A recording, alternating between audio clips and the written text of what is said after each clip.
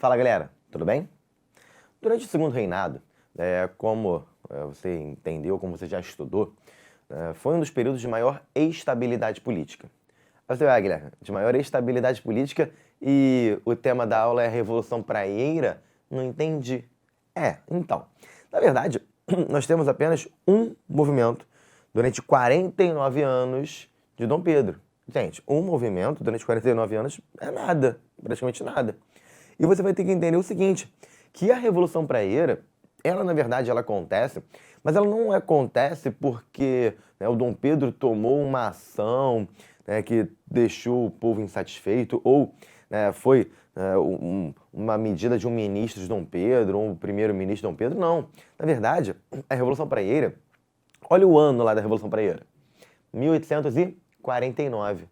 Você, bom aluno, você sabe muito bem que em 1849 aconteceu no mundo inteiro, nós tivemos as chamadas revoluções liberais, exatamente. Olha, nos anos 1820, 1830 e 1848, são três anos aí chamadas de revoluções liberais, 20, 30 e 48.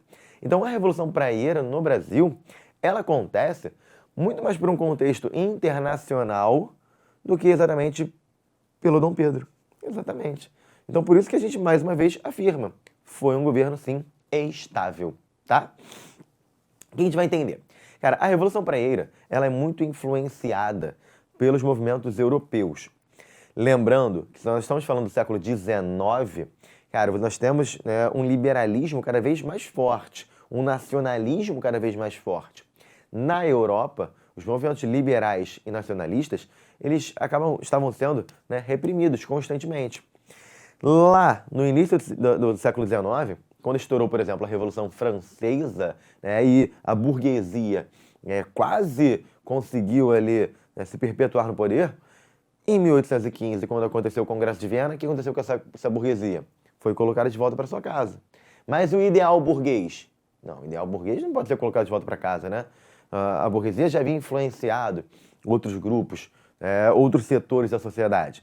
Por isso que em 1820, essa burguesia questiona, fala assim, eu quero liberdade, eu quero autonomia, eu quero igualdade jurídica. Isso em 1820. Em 1830, a mesma coisa. Mais movimentos na Europa inteira. Mesmo agora, eu quero liberdade econômica, eu quero liberdade de expressão, eu quero liberdade religiosa, eu quero igualdade jurídica. E aí, em 1830, Em 1848, a mesma coisa. Em 1848, mais uma vez, eu quero liberdade econômica, eu quero liberdade de expressão, eu quero igualdade jurídica. Só que tem um outro discurso em 1848. Sim. O outro discurso é o discurso do socialismo. Não é o socialismo de Marx ainda. Por mais que ele tenha escrito o Manifesto Comunista em 1848. Gente, mas na época não tinha Facebook, WhatsApp, Instagram, nada disso. Então, olha só, se ele escreveu o Manifesto Comunista em 48, não tem como divulgar de forma rápida, imediata. Tá? Então, a gente não pode considerar que o Manifesto Comunista ele se alastrou pela Europa imediatamente. Escreveu em 48 e demora para que possa influenciar outros povos, tá? Em 48, o socialismo que a gente está falando é aquele que é chamado de socialismo utópico, mas é um socialismo, tá? Então, em 48 você tem, eu quero liberdade econômica, eu quero liberdade de expressão, eu quero liberdade religiosa, eu quero igualdade jurídica. E aí, ainda mais o socialismo. E aí fala o seguinte, eu quero igualdade social. Olha aí, igualdade social é diferente de igualdade jurídica, né? Não esqueça. E aí vem eu quero igualdade social. Então, em 1848, tem movimentos pela Europa inteira, que acaba refletindo no Brasil. Exatamente, tá? Então, no Brasil, em 48, nós temos a Revolução Praieira, que é conhecida por alguns autores como a Primavera dos Povos brasileira. Gente, Primavera dos Povos, que aconteceu em 48 na Europa, se é Primavera dos Povos, é uma ideia de quê? De ressurgimento, de nascimento, de florescer o povo buscando a sua representatividade.